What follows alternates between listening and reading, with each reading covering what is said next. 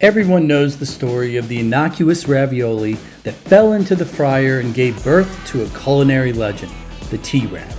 But did you know that gooey butter cake was a simple little oops as well, where a South City German baker accidentally reversed a cake's recipe and reversed the portions of flour and, you guessed it, butter.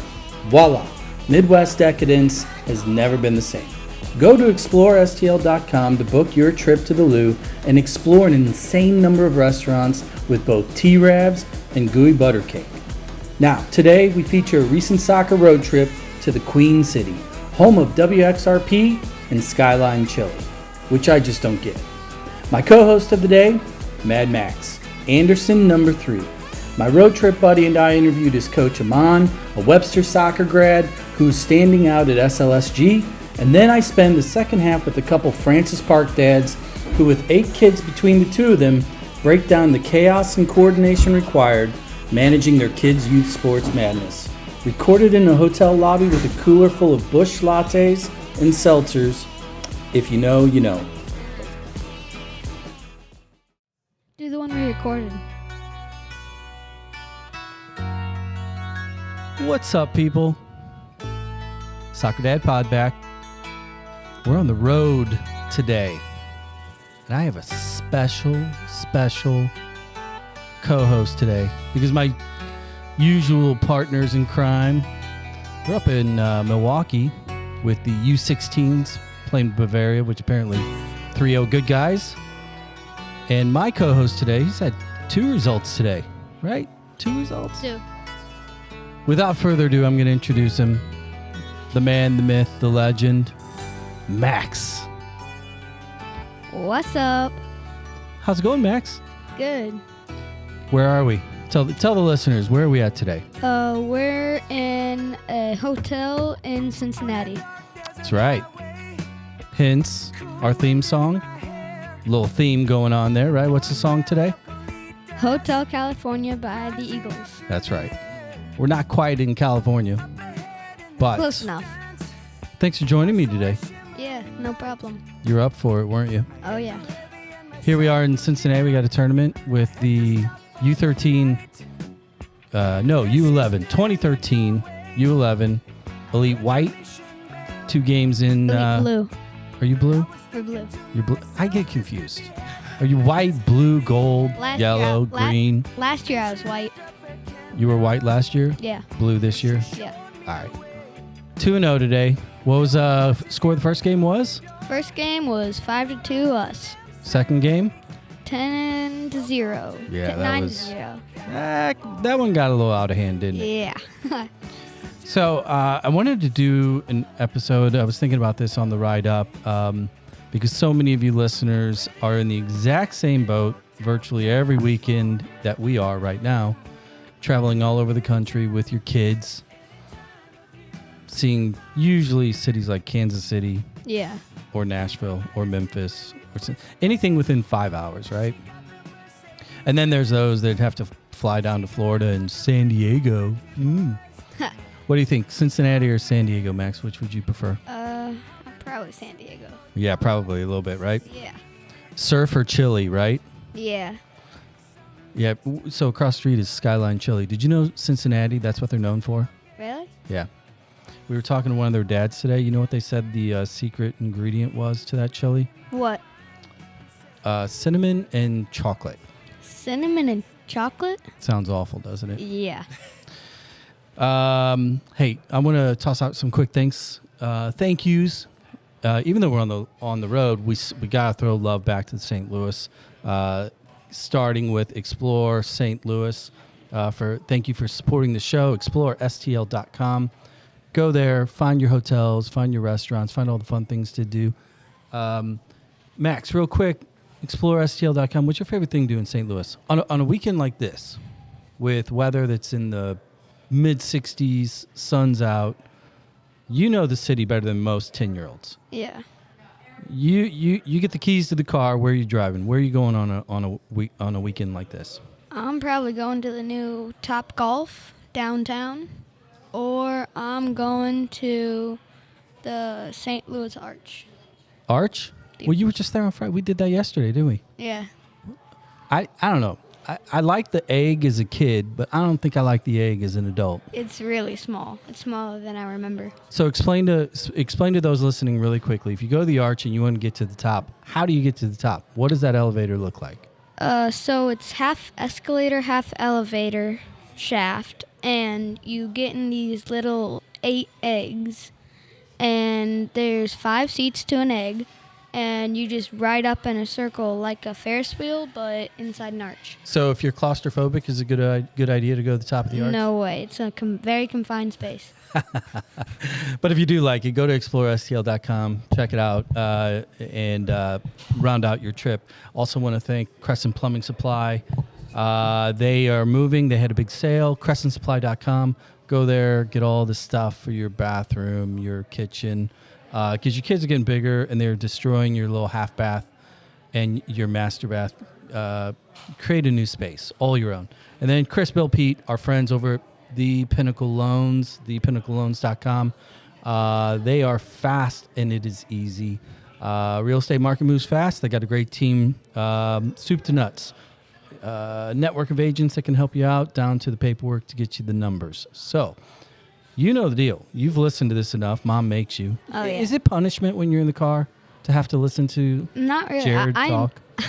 I enjoy it. Yeah, she plays it on our ride home from soccer, and I enjoy it. Yeah. What about the language? Is the language okay? Jared needs to work, but So this is one of our favorite parts of the show, and it's called the Pinnacle Points of the Day. And you know what this is, right? We talk about a random thing that we want to talk about, current events or news, usually around soccer, sport, etc. And I'll go first, and then you can toss yours out. My Pinnacle Point of the Day is Ryan Reynolds and Rob McElhenney. You know those two, right? yeah, they're on Wrexham, right? That's right. And the goal was to get promoted in year 1, right? Yeah. And they did that. And it was all over Hulu. Well, guess what just happened today? What? They clinched another promotion. Seriously? Yeah. They What got div- I think they're up to now the 4th division. They went from, And what's the Prem? well, that's Premier League, then Championship, then the 3rd, 4th, 5th, and down, I think. Correct me if I'm wrong, listener. We'll apologize later. But think about this, Max. They spent a little over $10 million, I think, for the team, Yeah. and they got promoted, and they had a hit TV show, and now they just got promoted again. How crazy would it be if they make it all the way to the championship? That's gonna be crazy. Do you think the team would still be worth $12 million? No, that'd be worth 100 million. $100 million. Well, more. You think? Is that your Squawk Box CNBC morning brain talking there? Yeah. Yeah. For you listeners, in case you're wondering, Max's favorite show is Squawk Box in the morning. He's a stock picker, aren't you? What's your favorite stock right now? If you were giving advice, and this is not a financial advisory show, if you're listening, please don't take our word for it. But Max, what stock are you buying these days? Probably Facebook right now. Meta. You still like Meta? I like Meta. Well, there you go. Hey, you got a Pinnacle Point of the Day for us? Yeah. What is the best? Can I go with food? Can I go with a food? Yeah, it's your opinion. You can say whatever you want. All right. Best flatbread pizza. Best flatbread pizza? Well, that's not really a Pinnacle Point. That's a question, but that's all right. Well, let me ask you. Let me shift it up a little bit. When you're on the road, your Pinnacle Point of the Day is when we're on the road, what is the best road trip food? Yeah. That's a question. Okay. I had a really good burrito last night, so I'm probably gonna go with, like Mexican burritos. Well, so when we road trip and it's just 2 of us, and you get in the car, you know that we're not bringing peanut butter and jelly sandwiches with us. Yeah. Are you looking forward to like a Subway? Are you wanting like hot chicken sandwich? I'm wanting something that comes from that place, not like something you can find anywhere like a Subway. I'm looking for something that's there. Okay, well then let me help you out a little bit. It sounds as if your Pinnacle Point of the Day is when you're on the road, eat local. Yeah. Don't do chains, right? Yeah. I'm with you. I like that. I got another Pinnacle Point of the Day, and that is When you're at a youth soccer tournament, this is for all of you parents. If the game starts to get out of hand in your favor, okay, 2-0, 1-0, great. Clap, cheer, do all that stuff. 2-0, same thing, right? We're supportive. 3-0, if it's a competitive game, we still want to cheer you on. But at some point, Max, I do think there's a score in which we probably should get a little quiet. Yeah. And in your opinion, what is the score in which you think parents should quiet down a little bit and not kind of rub it in whenever you're running up the score a little bit? Going into the fourth. Fourth goal? 4-0. 4-0, you think we should quiet down a little bit? Because 3, that's happened a lot, but 4 is a little more. What about 7, 8? No, just maybe clap under your breath. Clap under your breath. I love it. All right, man. Well, here's what we're going to do. We're going to take a quick break. And I'm going to get a refill because standard on this show is refills at the break. You are not having a cold beverage with me. I will get you a bottle of water, though. You down with a bottle of water? Yeah. All right, we're going to roll out with a little Eagles, Hotel California. Thanks for listening to the intro with my man, Mad Max. And when we come back, we're going to have Mad Max's coach, Aamahn. And we're going to see what score he thinks parents should start to quiet down at. Thanks for listening. We'll be right back after the break. You can find it here. Her mind is tipping and twisted. The Kransberg Arts Foundation is dedicated to providing modern, world-class venues influenced by our town's incredible historical fingerprints to bring the arts to St. Louisans and visitors alike. From dance troupes to the Big Top Circus to the globally recognized music festival, Music at the Intersection, Kransberg Arts Foundation is simply a gifting treasure for St. Louis and the arts community.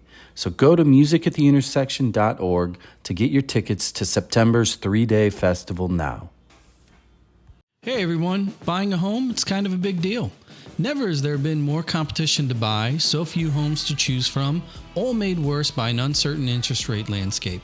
Now that you're short a bedroom for the third kid, you're in the wrong school district, and a walkable corner pub isn't nearly close enough, it's time to reach out to the Pinnacle Loan Team for help. They work with a network of agents that have their feet on the ground across the whole region and have a number of loan products that are cost-effective with a process that is simple. Basically, they've got you covered from start to finish.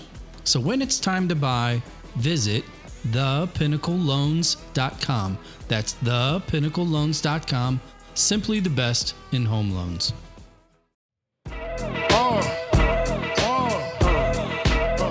All right. We're back. Soccer Dad Pod. Intros wrapped. Mad Max on the mic. How's it going, Max? What's up? What's up? Thank you for running to the room, my illustrious bartender. No problem. You did a great job. This is nice and cold. And Aaron Tate, if you're listening, it is a Modelo. So I appreciate that.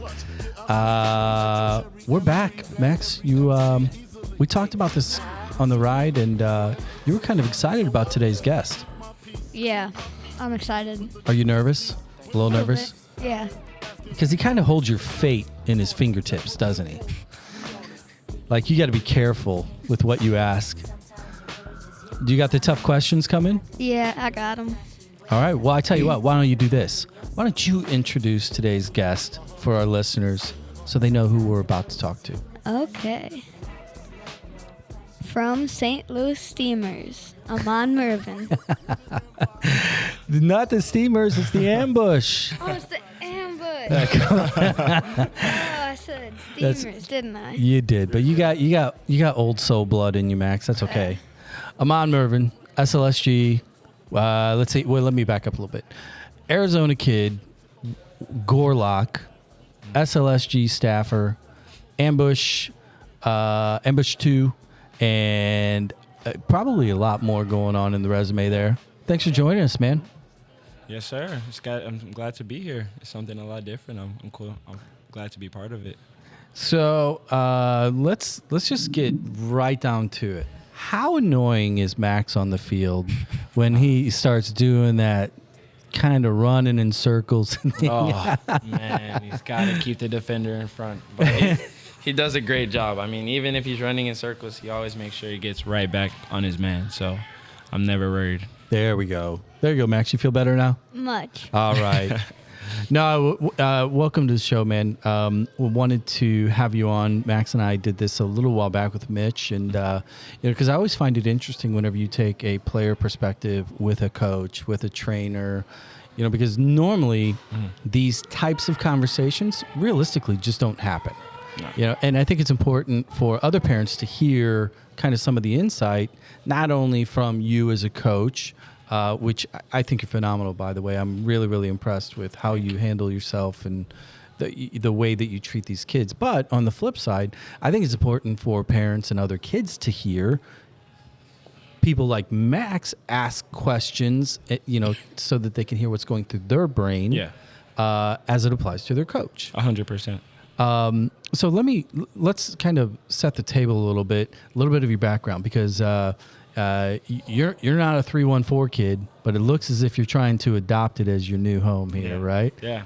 So tell a little bit about where you're from, early playing, and then what brought you to Webster. Yeah, so I was born in Massachusetts originally, and then we moved to Arizona when I was about 6, and then spent most of my life there until college. Yeah. Yep. Once I played a little bit. I played a lot against academy kids back in Arizona. We played a lot in Phoenix, a lot of stuff like that against the Real Salt Lake Academy kids. Those kids were like you guys, they train really well, and we were just training on like dirt. In Arizona, it's a lot of dirt. It's like dead grass. It's not much there. Now, what part of it were you out of the Phoenix area or up north? Where were you located? Yeah, so I was more south. I was more towards the border. Okay. So if you go north, you've got like Flagstaff, and that's like there's actually snow up there. Like that's the mountain. Right. So that's really close to Grand Canyon. Yeah, Grand Canyon. Yeah. And then if you go south, you get more of like the desert, like hay bales flying over the road and stuff like that. Actually, you see that. Well, I mean, Arizona, from a national perspective, really isn't known as a soccer hotbed. I mean, just realistically speaking, it's so what drew you to the game early? Was it a family thing? Was it a personal thing? Did you have friends, siblings? What brought you into the game at an early age? So my mom, we actually went to the bank. I was playing basketball. I enjoyed basketball, but it was something I was always like looking forward to doing. My mom went to the bank, and we saw AYSO signups, and I was like, oh, she was like, you want to try that? And I was like, yeah, I'll try soccer. And then once I started playing soccer, I never touched basketball again. So do you remember what it was about soccer that, kind of appealed to you? Was it the individuality? Was it the technical side? Was it the team, or maybe some teammates, or was it just the environment, or was it just, basketball? I don't know about that. Yeah, basketball was always a little iffy for me, but no, when I first started playing soccer, I think it was my teammates that really like kind of solidified me like wanting to play soccer. Like I had a good group of friends. Like when I was playing basketball, I kind of didn't know everyone. But once I started playing soccer, like my school friends did it, so I was like, yeah, this is where I want to be. It's fun. It's awesome. Max, do you have a question? Yeah. Actually, when did you? I forgot. How old were you when you started playing? I think I was 9. Pretty sure I was around 9. So a little late, honestly, compared to a lot of you guys. That's pretty late. Like when we're training the kids at Gallagher and soccer park. That's kind of late. So obviously, you picked the game up quickly. You did well enough, good enough, great enough, however you want to describe it, to be able to have an opportunity to play beyond high school into college. Talk to the kids that are listening kind of about your high school years and the recruiting process. When was it that you were like, I want to play at the next level, which would be college? And then what did the recruiting process look like for you that landed you at Webster? Yeah, so for me, my freshman year, I was actually homeschooled. So my freshman year I didn't have any soccer. I stayed home. So it was a weird year for me there. But then it was my sophomore. It was that freshman summer into like sophomore year. I started playing a lot of indoor, like a lot of like court soccer, like futsal, and I started to like pick it up really fast. And like I started like training a lot at my house, and like I started juggling by myself and just doing a bunch of extra touches. And my game was just starting to like grow. So I was like, okay, this is something I really want to do. I didn't know if I was, honestly, I didn't know if I was good enough to like, to play in college, because so many kids like you guys like just train all of like, you guys don't take those years or off, like you guys just go, and it's all the way through. So I was like, I don't know, maybe I don't have it. But then, you know, I just kept doing those extra touches and kept working, and then I was just better and better than my friends, and then that put me in better places. So going into your junior, senior year, whenever you're looking at the potential of playing in college, where was the connection? How did you get introduced to the Webster staff? Yeah. Was it at a tournament, at showcase? Yeah. What did that relationship? How did it start? What did that look like? Yeah. So for Webster, it was my senior year. I didn't know where I was gonna go. My friend, now one of my best friends, Joaquin, Webster was coming to recruit him, and then Webster, in that same game, I was playing Joaquin, and we talk about that game all the time. And my team won, I think 1-2 or 2-1, something like that. And I flopped in the box to win the PK, and I scored the. Whoa, Max! Did you hear that? You flopped in the box? I flopped in the box to win a PK. I had to, and we converted, and we win that game 2-1. So, Max, how does it make you feel when you hear that your coach admittedly flopped in the box? It's weird. he wants to be upset, but he's like, well, wait, I can't be upset. You gotta, I'll say if it wins the game, I'll take it, bro. That's the way I saw it in that moment. So, and after that, I also did do a showcase, and I was in contact with Maryville a little bit with Coach Korn. So that I was also kind of familiar with St. Louis a little bit. So I kind of knew about this area. So yeah. Well, things went well for you at Webster, because I was kind of checking out some of your the resume on the Gorlock page. You were named to the decade best team, or the team of the decade, excuse me, for the 2010s. Things went well for you. What was it, coming to Webster and playing in a whole new environment? Yeah. Not only culturally, but geographically. Obviously we get snow. Yeah. The border of Arizona doesn't get snow. Not at all. What was it like coming to Webster, being in St. Louis for the first time? What were your early impressions of not only the region but the school as well? I think in terms of the school, you can't go wrong with Soccer Park. What a great place to play. What a way to recruit somebody is like, hey, this is where you'll play. Had you ever played on a field or at a facility like Soccer Park? Yeah, so I've played at like Real Salt Lake Academy, like the Casa Grande Academy over there in Arizona. So that's nice. It's nice grass, but man, playing at Soccer Park was like, I was like in awe. I looked like a little kid. I was like, bro, no way I get to play on this field. This is so cool. So that was one of the things that definitely drew me to come to school here too. I would also say in terms of like geographically, the snow was one thing that was so hard to manage. Like I didn't have a parka, coach, I didn't have anything like this. I had a regular jacket like this. That was the heaviest jacket I had. Little hoodie. A little hoodie. Like that's the heaviest thing I had. So I think I came in, and that fall, oh my gosh. It hit hard. Shock. It was a shock. I was like, whoa, this is crazy. Go ahead, Max. I know you're chomping at the bit there. What question did you have? When was your first time playing with Ambush? My first time playing with Ambush was 2023, like in November. Yeah. And that's nice because it's inside. Did you know that indoor was kind of like, once you moved here, and obviously indoor is an institution in St. Louis, were you aware that we had the indoor team before you came here? No, I didn't. So what was your introduction into the Ambush team, the players, or maybe the staff? Yeah. What did that look like? Yeah, so playing at Webster, you're introduced to like a bunch of different people. Like, you know, I'm playing at soccer park. Like I don't know, you may have seen me when I was playing at soccer park. Who knows one day. So that's kind of what happened. So we were playing Fontbonne, like the rival team of Right. Webster. And Fontbonne's head coach is assistant coach at Ambush. Right. And so he was like, hey, we're starting a second team. He was like, you know, there's an opportunity for you to play here. And, you know, if you're playing good and you're playing well, there's always opportunity for you to go up and you can sign to the first team. And then you can actually start making money from playing soccer. And I, you know, at the time I didn't really have anything, so I was like, why not? Yeah. Well, let's talk about the other thing that takes up probably the vast majority of your time, and that's your life over at SLSG. You're at Webster. You're playing. You're probably working some camps, in, you know, in the off season, because that's typically how everybody gets introduced to the club scene. Talk about being folded into the staff at SLSG. You know, some of the early impressions when you come across an individual like a Ken Godat or Mitch Hunt. What were your thoughts going into becoming a staff member? Yeah. And then why did you want to coach? Yeah. I would say, you know, my first introduction to like Gallagher was my friend Joaquin again. He was staying after and he was like, bro, like the coaching kids is fun.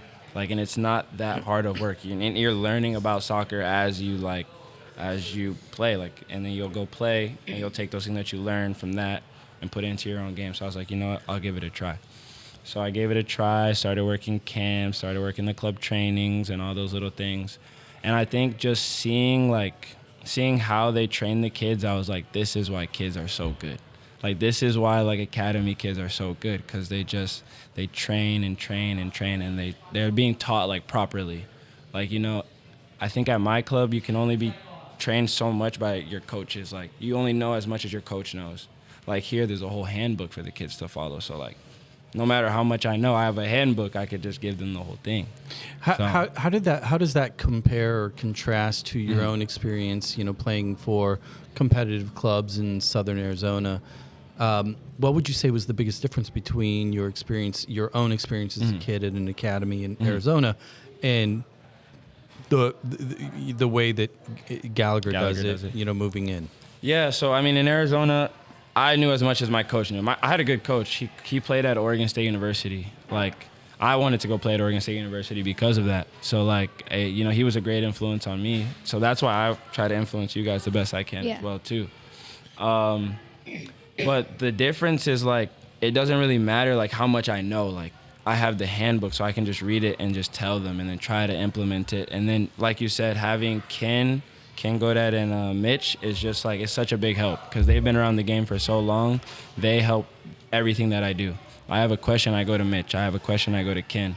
Yeah, I'm watching Ken and I'm watching Mitch, like, all day. I'm watching what they do. I'm watching how they coach their teams because they're the academy. They're, like, the highest. Yeah. So, and then I want to bring whatever they say and bring it back to my guys so that we're doing the same thing. So then they're growing from that as well. Go ahead, Max. You got your question. Yeah. Yeah, what, like, I know your friend Joaquin. Mm-hmm. I know your friend Joaquin told you about Gallagher, like, coaching. But what really made you want to coach? Like, coach a team or coach, like, individual? Team. A team? 'Cause this is your first Yeah, year. a team. So, yeah, it was, I really didn't have anything. Like, I was like, I kind of want a team. Like, I coach these kids all the time. Like, I see what they do. Like, I want to be the guy on the sideline, like, winning games, like, coaching and, like, cheering on my, like, kids that I like. So, you know, and I think watching him do it, and I sat at an academy game one time and watched him coach, and I was like, yeah, I want to do this too. Do you have a desire to get your licenses? Is a C license, B license, A, right? A is the pinnacle. Yeah.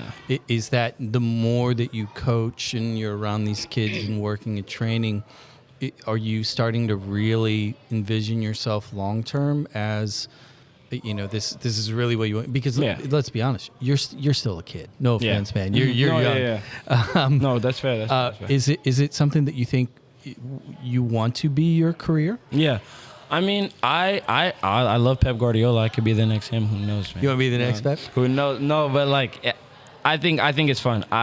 Being around the guys and like the environment, I think it's just fun to be around. I think nothing compares to it. Like, you as a player, it's like, yeah, like we want to win, we want to do this. But as a coach, I get to help these guys, and then I get to see what we work on at training. I get to see them implement in a game, and then I get to see their growth from like the first day we train all the way up until now.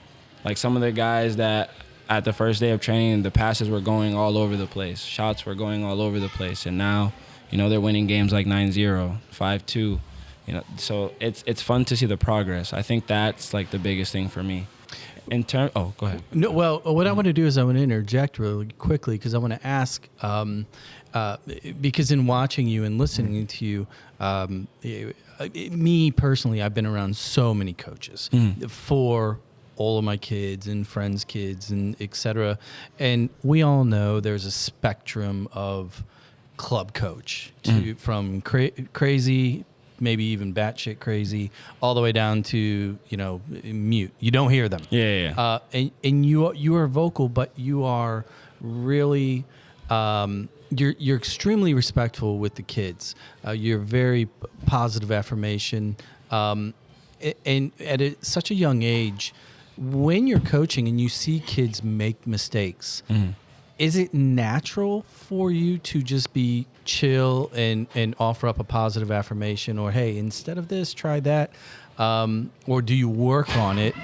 Because you got to be somewhat self-aware of that fact, because that's a positive attribute for you as a coach.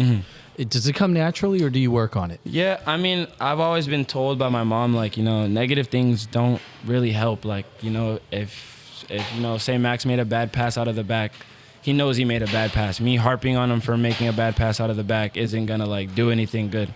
Like, it's just gonna, and if anything, it's just gonna put him more in his head. So, and I also try to think about it from like my perspective. When I play for the ambush, I don't want to like a teammate or a coach that's like, come on, like, what are you doing? Like, fix your pass. I want to like, hey, you know what? Pick your head up, get the next one. Like, because that's what really matters. The next action.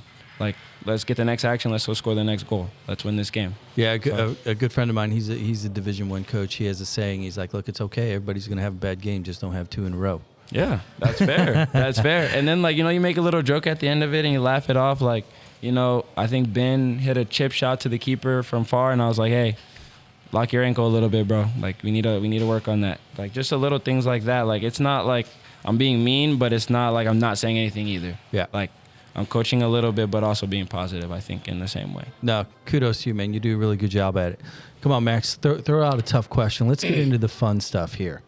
What do you want to ask them? What do you think your teammates want to know about Coach that they're never going to hear on the field, but they'll hear through the microphone? What's your favorite food? What's my favorite food? Bingo. Oh man, I don't know. There's so much good food. Well, we could like let me throw you a curveball. Okay. You moved to St. Louis, right? We have every culinary option there There's is. so many. What was your first take of Provel?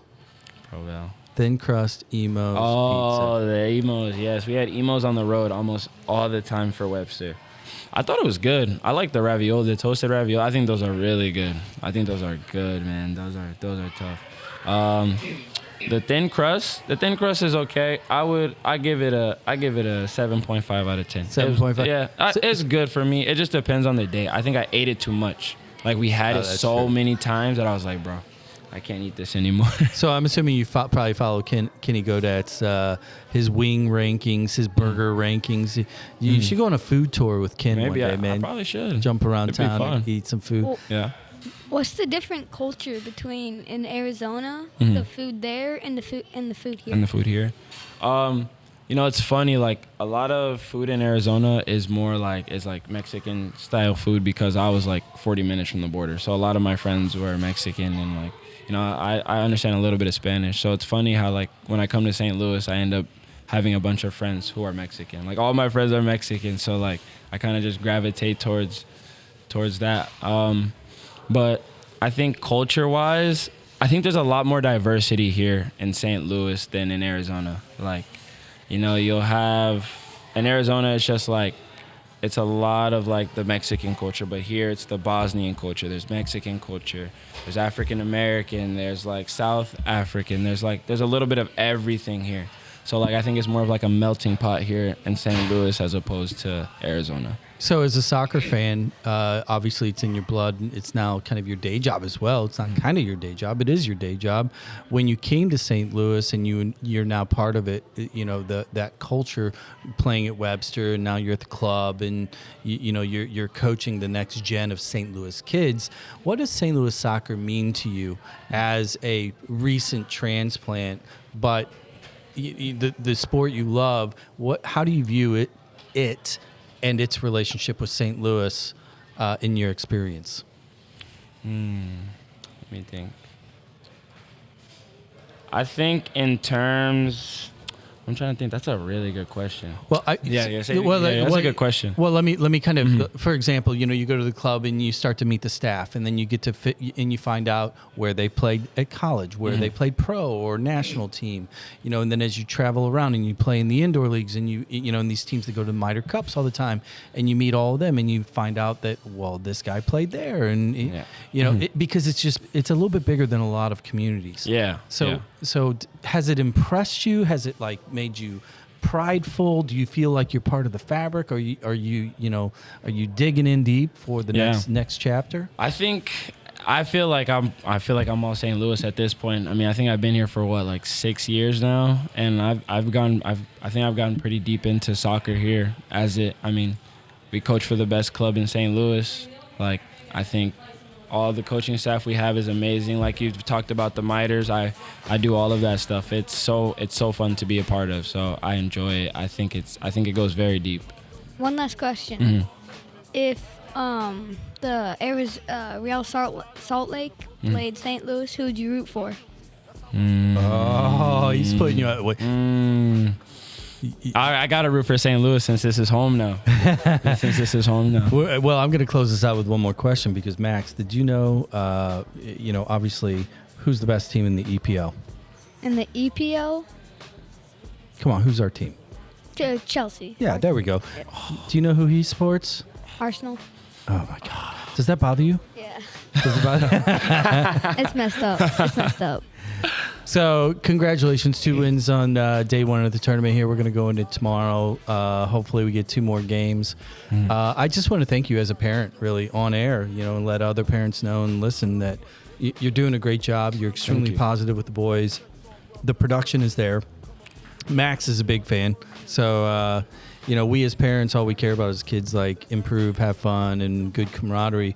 And he would definitely attribute you as a big part of that process. So thanks for joining us, man. Of course. Glad to be here. Good luck with the rest of the season. I'm sure I'll see you at the park. Okay. And we're going to take a break. And when we come back, we're going to talk to some travel buddies for insight from the road. Max, thanks, buddy. No problem. I'll see you in a little bit, right? Yeah, see you in a little. Are you buying dinner? No, you are. Oh, okay. Yeah. All right. Catch you next time. That's super. The term staycation was really invented by soccer moms. Located 1 hour and 7 minutes from the Arch, the Music Box Chalet at Innsbruck is a hidden gem. Buried in 3 acres of private woods, the Music Box has a master suite for just you, a loft and second bath for them, and a vinyl collection to meet your every mood. The full-size kitchen will easily accommodate 3 to 12 bottles of rosé, while the huge fire pit seating area will keep the big kids busy. Golf, fishing, kayaking, pickleball, or simply reading a book with Mother Nature, all at your fingertips. Visit either VRBO or Airbnb to find the Music Box Chalet. And now, back to those guys.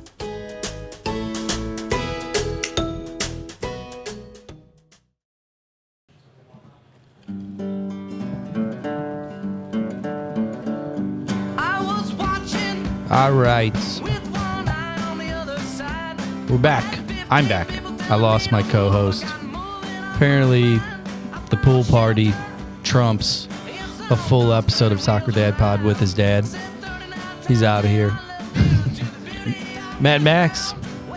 It's hard to compete with the pool. It is hard to compete with the pool. He did a good job, though. I think he was a little nervous because he had his coach on the mic. So it was like, if you interview your boss, you got to be careful You don't want to like tee him up too P's bad. and Q's. P's and Q's. Is Max on here a lot? Not his second time. Nice. So, I do abuse child labor laws and make him make commercials every now and then for free. But other than that, no. What are kids? You can write that off. Yeah, I plan on it. Hey, I'm rolling back in here with the little White Stripes Hotel Yorba in honor of being on the road. Excuse me. My two guests for the last half of the show, some travel partners, fellow soccer dads. Put a lot of S's at the end of dads for both of these individuals. Jerry Fitzgerald and Pat Henricks from Francis Park. You're the Francis Park crew, better known as Ben and Tommy's dads, which is really your calling card in these circles. It's our role. Yeah. Thanks for joining me, guys. So here we are in Cincinnati on the road, watching our kids play the sport they love, that we love. You got the Masters on, got the games out of the way early, 2 wins. Does it get any better? I mean, it always gets a little better, but Yeah, it can be better. But beautiful sunny day. All things considered, it's pretty good. So let's just say a little bit of lay of the land. Both of you have experience with the game yourselves. You both played. You both are born, bred, long living St. Louisans. And let's get some numbers out of the way. Pat, you have a clan. You both have a clan. You both have clans. How many you got, Pat? I have 4. 4. Ages? I have 4 boys, aged 6, 8, 10, and 12. 6, 8, 10, 12. That's right. Nice even numbers for now. For now. Gonna change. Yeah, if it changes, man, every year. that would be really interesting. Jerry, what you got? How many? Same 4, but I started off with a girl, and she is 11, going on 12 or 25. And then Tommy is 10, Jack is 8, and Brendan is 4. How many play soccer in yours? Well, all 4 of them now. Brendan just started training down at good old Gallagher Soccer Park. No kickaroos. No kickaroos. We kind of cheated him out on that. Buy us some time. You saved him by not putting him through kickaroos. It would be my opinion on it. Right. Well, kickaroos though, beer's a little cheaper at Soccer Dome. It's true. Not at 7 in the morning when you have to go to kick. That's true. Pat, soccer, all 4. All 4 in soccer. Yeah, all 4 at Gallagher. So, we're buying a house in Fenton so we can hang there in between practices. So that new turf on Field 3, that was compliments of the Henricks family. Yeah, I'd like to say, a little corner slice is fine. We have grid A. Right. Let me ask you guys, like, just the coordination. How hard is it for each of you individually? Because obviously both of you have incredible spouses that help with everything.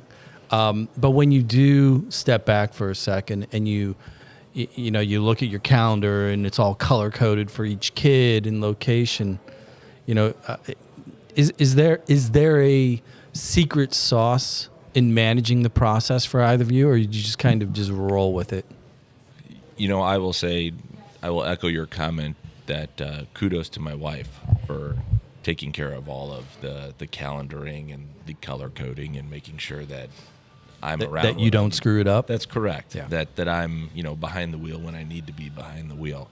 But otherwise, I think it's just one of those things where you do just have to roll with it. I mean, look, life is crazy. It gets crazier as your kids take on sports. In particular, they get involved with a sport they love and a sport they want to play all the time, and it requires a lot of their time, which means it requires a lot of our time as parents. And, you just got to enjoy it. Well, let me ask you guys this, to you, Jerry. Multi-sport athletes, we all grew up in neighborhoods where we were literally playing, fall, spring sports, maybe even a little summer baseball. How do you manage for logistically and their desire or lack thereof to play other sports? And, do you have multi-sport athletes in the pool? Because realistically, if they're playing a second sport, that's almost like having a 5th kid or a sixth kid. No doubt about that. Yeah, I mean, I echo Pat's sentiment, and that my wife does a great job organizing us all together. But we have each other too. Luckily, we live down the street from each other, and we can lean on each other and other people at times to get to places. But yeah, multi-sport. Yeah, of course. Yeah, I mean, seasons don't end anymore. Do you encourage it though, multi-sport? Oh, I think there's something to be said about a well-rounded athlete. The guys that I knew growing up that made it far past me and made it to top levels were good at golf, baseball, soccer, you name it, And so I think there's something to be said about that. It's harder to do now because I think they want you to focus on one sport or maybe two if you're lucky. But no, I think it's good to be well-rounded in many things, many facets. So, Pat, to you this one. When being in a larger club and having kids that compete, have drive, maybe show prowess at different levels at different times, how do you approach kind of the expectation of not only the kid wanting to make, because academy, right? All kids talk about academy. That's the Holy Grail. It's the Holy Grail, exactly. How do you, as a dad who's, you've been around the fields a long time, you see what's going on, you know what the different acronyms all mean. How do you and your wife manage the conversations with your kids as they're going through the process of maybe having a really good fall and getting the opportunity to train up or do those things? How do you guys approach your kids to manage their expectations, both to either push them to try to get to the next level, or maybe if they're not executing it, what to be the level that they need to, how do you communicate that to them as well? That's a great question. My simple answer is we don't. we don't. We let them decide how competitive they want to be, and we don't put any expectations on them from us, because my own opinion is that's unfair for us to place those on our kids. That at the end of the day, it's a sport that they're having fun with, and they're playing it because they enjoy it. And if they decide that they really enjoyed it and they want to take those next steps, then we're going to make sure that we do everything in our power to give them access to those extra training sessions, or the soccer schools and all of those things. So it's really we let our kids kind of decide how competitive they want to be, and we remind them constantly that, look, this is about having fun right now. There will come a time when you need to make that decision, and it's going to be a bit more than just having fun, and how competitive do you want to be. And we can cross that bridge when we come to it. But when they have opportunities to train up or play at a higher level, obviously we're going to encourage them to do that. But we don't want to put any expectations on them. We want them to go and enjoy themselves and just kind of be a part of the experience. And if it works out, it works out. Jerry, you have kids that are thriving at, in the sports that they're playing as well at multiple levels. One in particular is kind of playing at the top group within their age group, I believe. Kind of the same question, because it's one of those things that when you do have them at or near the top, there's another part of the process as they grow up. It's just kind of managing all the expectations that go along with staying on a top team, doing the work. And these kids are so young, right? You hit it on the head. The Jack in particular is 8 years old and likes to play hockey as well. And so, he's 8. Right. I just watch to make sure he's having fun and willing to go and train. And it's been flexible to this point. It might change pretty soon on him. But, you just have to, Pat, I echo Pat's thoughts in that, you just want them to have fun, make sure they're enjoying themselves when they go, and just kind of monitor it. You don't want them to get burnt out too early, and they're kids. They should have some fun with it, and they're developing very well, and that's great to see that they like it and they're developing far past where I was at this age, so it's impressive to me. That's a great point, talking about the compare contrast.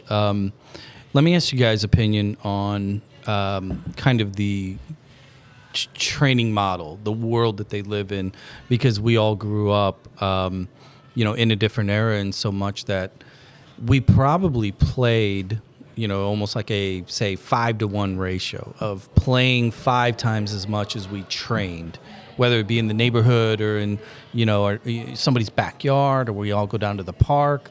Whereas the kids today, it's almost the reverse, in which they have almost a 5-to-1 training to free time to go play ratio. In larger families like the two of you have. I mean, I had 2 brothers. There was 3 of us, and we lived on a block in which there was literally 14 boys between the ages of 13 and 8. So every single day was go time, in the neighborhood.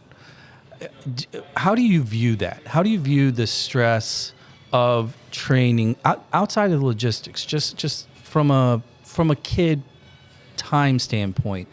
Do you think it's too much training and not enough play? Do you think it's just right? What's your 2 cents on that balance? Well, look, there's something you said about scrapping in the backyard, but I think at least my experience with this club has been that the coaches are well aware of that and give them the freedom to play at times. I like structure too, but they give them time to play. And in our neighborhood, I think I can speak on the behalf of both of us, is that they still have time to run around with each other and play, and that includes not only Tommy and Benny, who are our 2011s, but 2013s, but I did the same thing earlier. Yeah, I get the numbers I'm all going up wrong instead of down. It's U11 2013s. Thank you. There you go. But their siblings run around with them, and that's where the younger ones get a little bit of an advantage, because they're very inclusive with the neighborhood kids, and so they get a lot of that, and hey, it keeps them busy, it keeps them out of trouble. Okay, so I'm gonna toss this question out, just open ended. Whoever wants to answer can jump on it first, because you each have 4 kids. I have 3. Each kid is always a little bit different. And within my own 3, what I want to ask you about is competitive nature, viewing it, witnessing it, realizing it, harnessing it, because I knew which of my 3 at an early age hated to lose, and it was the one that threw the pieces when they lost, How do you, when you look at your kids, do you see a correlation between the desire to win and or the hatred of losing to their current path or their current development? Do you see a correlation, or is there kind of like a cerebral separation between the ones that may be producing at an above average pace and who are also potentially chill? Does that make sense? So what's interesting is Ben is probably, outside of sports, is one of my most chill kids, maybe my most chill kid. But then you put him on a field and it's like Dr. Jekyll and Mr. Hyde, and he becomes Mr. Hyde on the field, and he just has this killer instinct. But he's unflappable outside of the field. And all of my kids, to some degree, they're all pretty competitive. And I think it's because they encourage that among one another. It's not necessarily any Corey or I, my wife or I, doing it. They just, what Jerry was saying earlier, they get out in the neighborhood, they play with the neighborhood kids, and you have this mass group of kids that are all different ages, and they just play with each other. And then I think they've sort of come to the understanding on their own that I don't like losing. I want to win. It feels good to win. They don't need me telling them that. And so it's sort of been this organic thing that has happened just as a result of their environment that they've been in. Do you guys talk about it? Are you kind of aware of, for example, in the case of Ben, who is quiet off the field, he does seem chill in public. As a third-party parent who's around you guys enough, in outside environments, he's a chill kid. But when he is on the field, he's got that motor. He's, you can see that. Do you and Corey do you guys talk about that in an attempt to maybe challenge them, or does it go back to your answer earlier where you're like, look, we let them drive the bus? We let them drive the bus. I'm not going to put anything on my kids when it comes to sports. My parents never did that to me. It was just something that I sort of learned and developed on my own, and that's the same mentality and approach that I take with my own kids.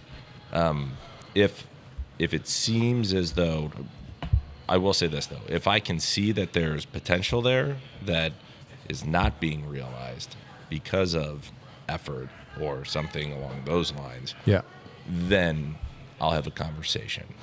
Yeah. Question to you, Jerry, along the same lines. Do you feel that it's imperative on you and your wife as parents who, are kind of aware of potential or aware of opportunity? Is there a point where you feel it's important as parents to pull them aside, to challenge them, to create, maybe goals or benchmarks outside of what they're doing with the team or what the teachers say? Do you guys feel like, not cracking the whip, but creating defined goals is part of the process? Yeah, I think there are, when the time is right, you have to kind of read that. And each, I've found that between the four of mine, well, at least the three that are playing at a competitive level, I guess, that each child's a little different. My daughter doesn't like to hear from us too much, or she tells us we could put it in a different way or light that she'd appreciate more, which maybe she's right at times. But there's I think there are times to check in with them and say, look, I believe in what you can do, and then offer some constructive criticism or however you want to say it. But there are times that's just support. I think parental support and as part of their growth development. I think certainly I'm not a parent. I don't think any of us are. I know the three of us aren't, but I'm not one coaching from the sideline. That's up for the coaches in the club. But there are times as a parent you have a little window to get in and talk to them about it and ask them questions if nothing else. Yeah. So let me ask you guys this: just as dads, who we all want the best for our kids all the time. We want them to be healthy. We want them to thrive. When it comes to sport, do you catch yourself kind of in the landscape that we live in now, with the boys at the club, with St. Louis City in the market, with the expansion and really the explosion of academies and MLS Next and ECNL and national tournaments and showcases and all of these cool keywords, right? How do you manage the influx of noise of all of that when you look at your kids and and obviously we all want the best for our kids? Do you think about all that, or do you just kind of filter and focus per child? Because we all do live to a degree vicariously through them because Sure. we're never going to be young again. That's right. So how do you manage the landscape? Yeah, right. How do you manage the new landscape? We should probably be asking you this. I think you have more experience than we do. Well, that's why I have a podcast, because I don't want to think about it. I want to ask everybody else about it. It's a lot, To me, I don't know if I'm too anxious or what, but it seems a little overwhelming to think about it if you think about it too much. It's exciting at the same time, to think that maybe one of your kids could get to that level. But, I don't know how you manage that. I don't know if these kids are thinking about that. I don't know if mine are anyway. Maybe they should be. I don't know. I think that for the time being, our younger ones probably aren't thinking that, but I'm seeing that more with my oldest, with my 12-year-old. Okay. Because he is comprehending that, hey, there's an academy there. He has put it upon himself that he really wants to get to that level. So all I can do is encourage him to do that. Well, if he's 12, he's literally a year away from the new age group. Correct. So that's on their radar. And he, to his credit, he's a very driven young kid, more driven than I was when I was 12 years old. But I think more, he sees more it. than I was at 40. Yeah, that's right. Yeah, that's right. He's probably more driven than I am right now. But I think that they see it and they put it upon themselves. And these kids today, they put enough pressure upon themselves. Right. So all we can do as parents, or all I try to do as a parent, is really, monitor that and bring it into a reasonable level, because he doesn't need to put a ton of stress on himself. All he can do is, there are limited things under his control. So let's focus on those. Let's focus on additional training if that's what you want. Yeah. Practice what you're in control of, what you need to work on, and we'll kind of see where the chips fall. Let me ask you guys, earlier in the show, Max and I, Mad Max, we had on Coach Aamahn.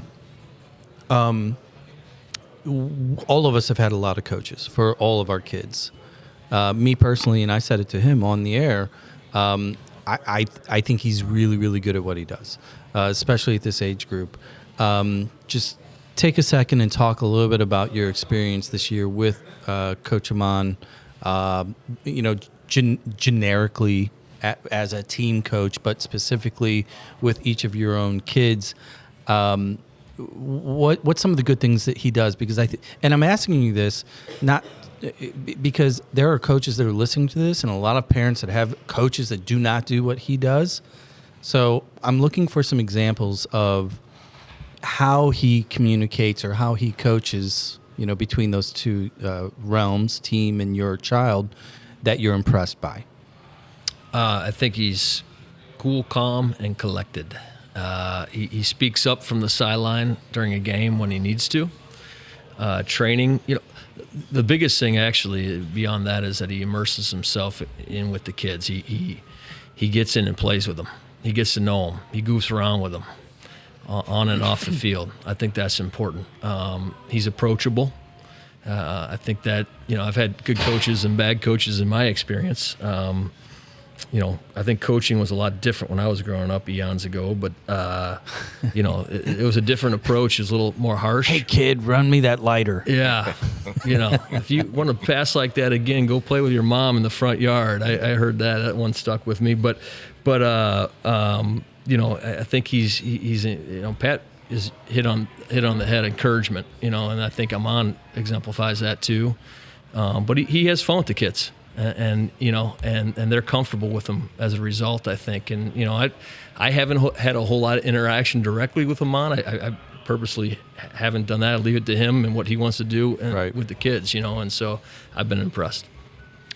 Yeah, I mean, I agree. I think Ben has flourished under Aamahn, and I think it's one of those things where what he has created with these kids is they're a family, and there's this unity between them. And as a big Liverpool fan, and I see, how they always and there we go. We'll catch you next time on Soccer Dad Pod. You see how Klopp and his boys interact after games, and I kind of like to see that with Aamahn and the boys. I mean, they come talk to him. They respond well to his feedback, and the way that he delivers his feedback is not critical in any way. It's very constructive.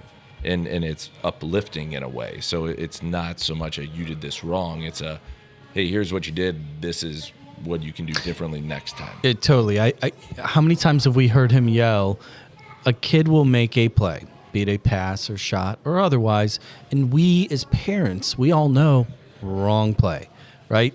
And his words are always, hey, Ben, hey, Max, how about next time try this? Correct. It's just so simplistic. It's great. I think, and frankly, I think that works at any age. Well, we saw a coach today who did the exact opposite of that. Yeah, I was going to ask you guys your thoughts, because, we spend so much time on sidelines, training and games, obviously all around the St. Louis Metro. But then when we go on the road, look, let's be honest. Some markets you come in and there's teams that they are not soccer communities, and these kids are probably great kids, nice kids, whole 9 yards. Parents are probably great. But when you see and hear coaches that are more Friday Night Lights, football, grinding these kids, how does it really make, Jerry, today, the coach that we heard, and we don't even know his name, we don't know the team, but we all heard him. When you hear something like that, how does it make you feel as a dad, knowing that your son is probably 20 yards closer to that coach, listening to what, the chaos? How does that make you feel when you hear that? Yeah, I think I commented to you, JB. I sometimes you wonder if the coaches that act like that even played a game, played the game, and know what they're doing. A game, other than FIFA. Yeah. Right. So, and then as far as from my kid's perspective, he's probably thankful he's not on that team. And wondering what the heck that is. It's a shame when you see some of that stuff. There's too much of it going on. I know, being a hockey dad to some degree too. Like, the parents can ruin it sometimes. Well, sometimes the coaches, if they're acting that way, can ruin it. These kids are young, as we mentioned, and leave it up on the field for them. I don't know if you guys noticed it, but the field next to us, right before our game, both sets of parents, all of them were sent off. Is that right? Yeah. Wow. The game that played before us? The field that was to the right. Yeah, literally. But I was thinking about that. Like, I saw it happen, and then another parent came over and like, hey, that all those parents got sent off. And I'm thinking to myself, what could possibly have happened that 35, 40 groups of adults in their $58 Ace Hardware chairs all got sent off with their Yetis? Some of whom drove several hours to be here. Oh my God, it's just crazy to me. It's sad. Yeah. Hey, guys, I appreciate you joining me. It's fun. Thanks for having us. Yeah, man. Did you have fun? Yeah. Absolutely. Let's do it again. Talk a little soccer. Have beers, and I'm not even. What is that thing? That's a seltzer. That's all. Black it's a sunny, warm afternoon. Jerry's body is a temple. Hey, so while we are You're the only one who's ever told me that. So now it's recorded, so you can hit it on replay over and over. Now, anytime you feel low, hey Jill, just play again. Listen to this. Hey, real time. By the time we put this out, the Masters will be over. But see if you can predict who's going to win. Well, I think it's even though I'm not against him, I was hoping for something different. But Scheffler's just going to run away with this. I think DeChambeau seems to be messing up. Homa's there. I'm kind of cheering for him. I like Scheffler too, but Scheffler seems to be the favorite at this point. I'll go to Shambo. You're going to live. I don't. That's not Liverpool. You can't spell Liverpool without live. Oh my God! No, well, I'm joking. I don't. I can't continue this conversation with another Liverpool reference. Hey guys, we're out of here. Thanks for joining me. Thank you. And we will be back next time. Soccer Dad Pod. Later.